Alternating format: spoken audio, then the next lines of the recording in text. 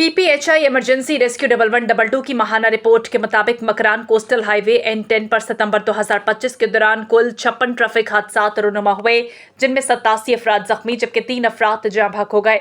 Report में बताया गया है कि मुख्तलिफ रेस्क्यू मराकज ने बर वक्त इमदादी कार्रवाइयाँ करते हुए मुतासरीन को फौरी तिब्बी इमदाद फराहम की।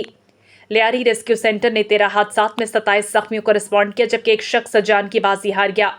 पोर नदी सेंटर में एक हादसे में 2 अफराद को इब्तदाई तिब्बी इमदाद फराहम की गई। रसमलान सेंटर ने 13 हादसा में 23 जख्मियों को तिब्बी इमदाद दी और माड़ा सेंटर के हदूद में 6 हादसा हुए जिनमें 11 अफराद जख्मी हुए। पस्ती सेंटर ने 12 मुख्तलिफ हादसा में 12 जख्मियों को रिस्पॉन्ड किया जिनमें एक शख्स जाँ बहक भी हुआ। नलनेट सेंटर के मुताबिक 11 हादसा में 12 जख्मी और 1 जाँ बहक हुआ।